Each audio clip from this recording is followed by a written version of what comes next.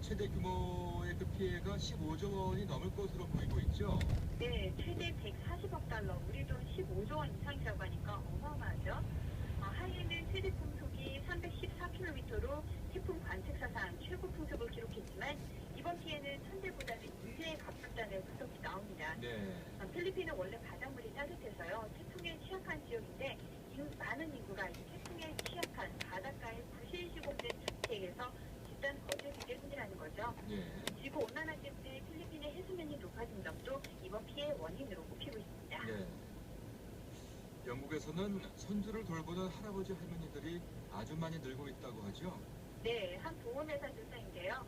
영국에서 무보수로 손자 손녀를 돌봐주는 노인이 3만 명에 가깝다고 하네요. 예. 지난 5년 사이에 60%가 늘어난 숫자인데요.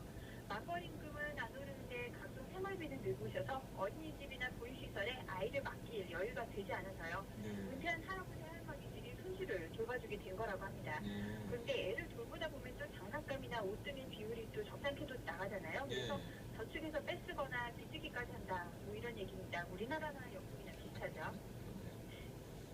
유럽에서 영어를 가장 못하는 나라, 이거 못하는지 안 하는지 모르겠습니다만 프랑스라고 하죠. 그렇죠.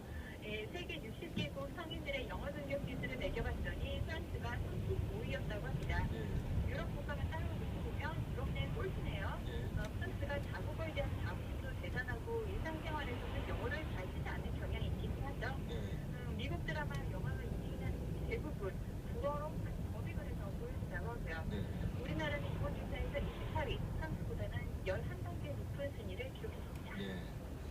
영어를 꼭 잘해야 되나 싶은 생각도 드네요. 사우디아라비아로 가볼까요? 한 남성이 왕의 명령을 받고 채송을 감량했다고요. 네, 3개월 전에 사우디 압둘라 국왕의 명령을 받고 병원에 입원한 남성이 150kg을 감량하는 데 성공했다고 합니다. 예. 백이란 610kg, 혼자서는 이동에 불가능해서 집에서 비중기로 내려왔는데요. 네. 앞으로 한 차례 수술을 거치면 정상적인 생활이 가능할 것으로 예상된다고 병원 측이 밝혔네요. 예.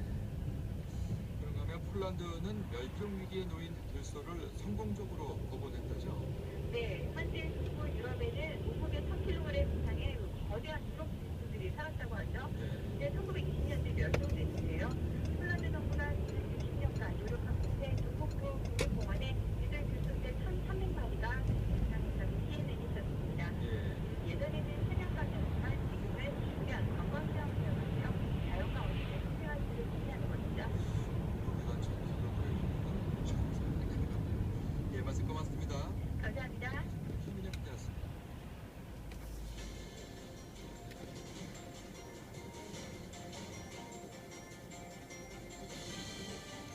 자동차 사고가 났을 때 예전에 비해 원만하게 해결이 되는 이유 가운데 하나가 아마도 차량용 블랙박스 때문이 아닐까 싶습니다. 그래서 찾는 사람들도 많이 늘어나고 있는데요. 근데 문제는 시중에 나와 있는 제품 3개 가운데 2개가 표준 규격에 못 미친다고 합니다. 최근 한국소비자원에서 조사한 결과인데요. 이번 조사를 실시한 서정남 한국소비자원 과장을 연결해서 자세한 내용 알아보도록 하겠습니다.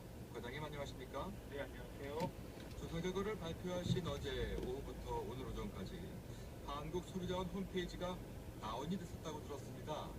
네, 결과 발표 후에 블랙박스를 사용하거나 향후 구매하려는 소비자들이 접속이 폭주해서 오늘 오전까지 시험 결과를 공표한 스마트 컨슈머 사이트가 연결이 어려웠었고요. 네. 오후 1시경부터 정상적으로 결과 확인이 가능하게 되었습니다. 네. 자, 그만큼 의미 있는 조사를 하신 거고 또 그만큼 관심이 많다는 감정인데 이번 조사는 어떻게 하신 겁니까? 이번에 조사는 이제 시중에 유통 중인 전방 촬영 전용 블랙박스 31대 제품을 시험 대상으로 했고요. 네. 시험 평가는 번호판이 얼마나 식별이 잘 되는지 그리고 시야각이 얼마나 넓은지 이런 시험이 포함된 영상 품질을 비교 평가했고요. 네. 또 녹화 불편이 발생하는지 여부와 진동이나 충격, 보온에서 블랙박스가 얼마나 잘 견디는지 내구성도 같이 시험하고 평가를 진행했습니다. 네. 그렇게 평가를 했더니 결과는 어떻게 나왔습니까?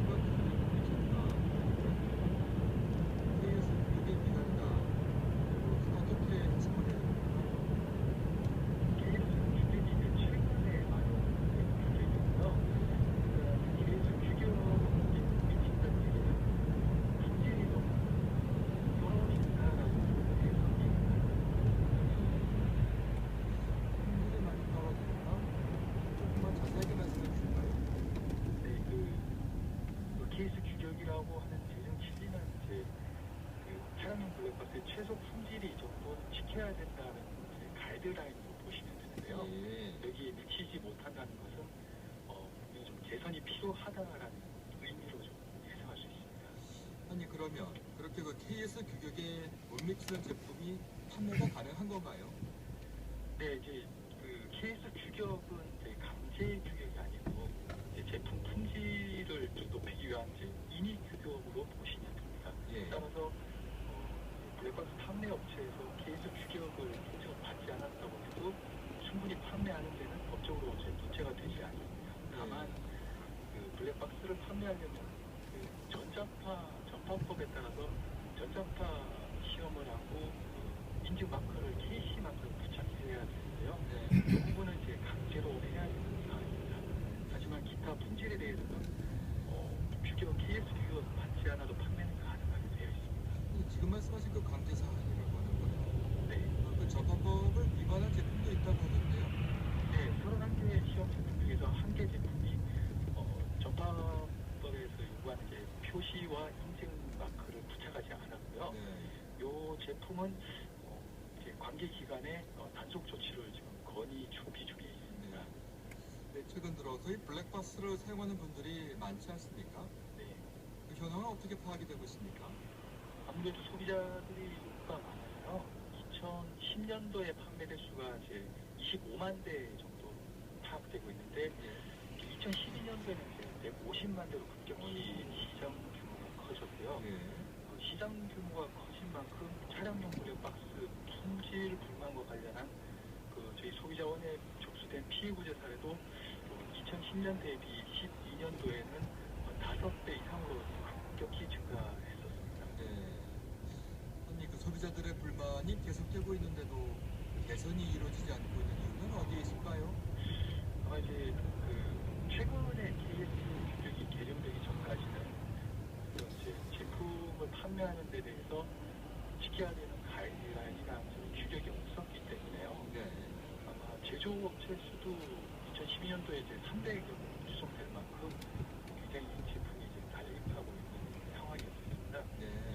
최근에는 이제 이런 말씀하신 부분을 개정하기 위해서 이제 계속 규격이 마련되어 있고 향후 업체에서도 규격 인증을 받으려고 현재는 많이 준비 중입니다. 자 이제 끝으로요. 네. 소비자들은 이 시점에서 블랙박스를 어떻게 고르는 것이 좋을까 고민하고 계실 것 같고요. 또 자기의 그 블랙박스에 문제가 있을 때는 이거 어떻게 해야 되나 싶은 생각할 것 같은데 이 두 경우에 각각 어떻게 답을 주실까요?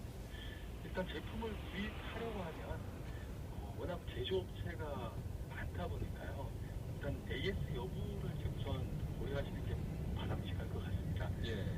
제품 사용 중에 문제가 생겼을 때 AS가 쉽게 되지 않는 경우도 종종 발생하기 때문에 네. 회사의 AS망이 어떻게 되어 있는지 충분히 고려하시고요. 네. 아무래도 제품 표시 중에서 시야각이라든지 그다음에 그 영상 품질 쪽에 그 표시되는 그 표시사항 부분을 꼼꼼히 체크하시고요. 네. 아마 머지않은 날짜에 아마 KS 규격 인증 제품이 아마 많이 출시될 것 같은데요. 예.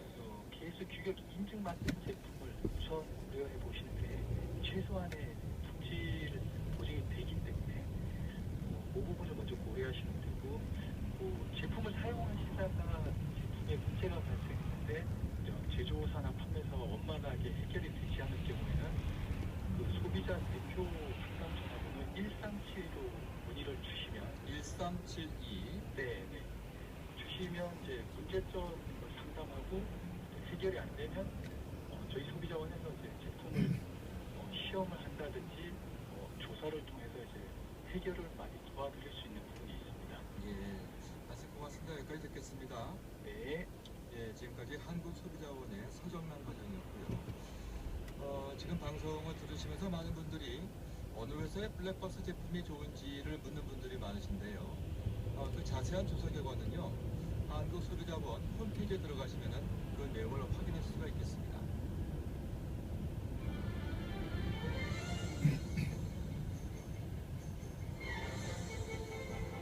알면 힘이 되는 경제 뉴스팀의 김인경 기자입니다. 어서 오십시오. 네, 안녕하십니까? 얼마 전 청바지에서 발암물질이 나왔다. 네. 그래서 논란이 됐었는데 이번에는 아이들의 책가방에서 유해물질이 나왔다죠. 예, 국제소비자연대와 중소기업진흥공단이 지금 판매가 되고 있는 아동용 책가방 12개 제품에 대해서 조사를 해봤습니다. 예. 저도 아이가 있기 때문에 어떤 책가방인가 궁금해서 바로 들여다봤는데 예. 이 중에서 4개 브랜드 제품에서 유해물질이 나왔습니다. 어디죠? 많이 들어본 브랜드일 텐데요. 헬로키티, 예. 폴프랭크 키즈, 제노바, 모모엘리라는 브랜드였습니다. 예. 근데 이게 우리나라에서 만들어지는 것이 아니라 중국에서 주문자 생산 방식, 그러니까 OEM으로 생산된 국내 중소기업 브랜드 제품이었습니다. 이 아이들이 사용하는 물건에서 유해물질이 나왔다고 하니까 네. 더 걱정이 되는데 어떤 유해물질이 얼마나 들어있는 겁니까? 일단 한 제품에서는 나비 기술 표준을 정한 기준치의 4배에 육박하는 양이 검출이 됐고요. 또 지퍼가 얼마나 튼튼한지를 내구성 시험을 해봤더니 역시 기준에 못 미치는 것으로 나타났습니다. 네. 그리고 또 다른 한 제품은 금속 고리 부분에서 기준치를 넘는 니켈이 검출이 됐는데 네. 이 앞서 말씀드린 2개 제품은 작년 조사에서도 유해물질이 발견이 되어서 리콜 조치가 한 번 됐던 제품인 겁니다. 네. 그러니까 좀 시정이 안 됐다는 점에서 좀 더 아쉽고요. 또 한 제품에서는 앞에 로고 부분에서 프탈레이트 가소제, 좀 말이 어려운데 이게 기준치의 5배 가까이 들어있었습니다. 네. 이게 어떤 건지를 좀 찾아봤더니 플라스틱을 말랑말랑하게 하기 위해서 넣는 첨가제인데요. 내분비계 장애를 일으킬 수가 있다고 합니다. 또 아이들이 고무 지우개 사용할 때 거기도 좀 많이 들어가서 문제가 되기도 했습니다. 네, 앞서 말씀드린 것처럼 중국에서 OEM 방식으로 제작되는 제품의 경우에는 정말 관리 감독이 중요할 텐데 이게 좀 어떤 지속적인 체계를 만들지 않으면 근본적으로 해결되기 어렵다는 점에서 좀 많이 신경을 써야 될 것 같습니다. 예. 아파트 전세단이 다세대 주택과 연립주택으로 확산되고 있다죠. 네, 아파트에 대해서는 통계가 많이 발표가 됐었는데 상대적으로 좀 덜 부각된 곳이 바로 이런 다세대 주택과 연립주택이었습니다. 예. 리얼투데이가 조사한 결과 지난달에 연립과 다세대 주택의 전세가율, 그러니까 매매가에 비해서 전세 보증금이 얼마를 차지하는지 기준을 봤더니 서울의 경우에는 60%를 넘어선 것으로 나타났습니다. 네.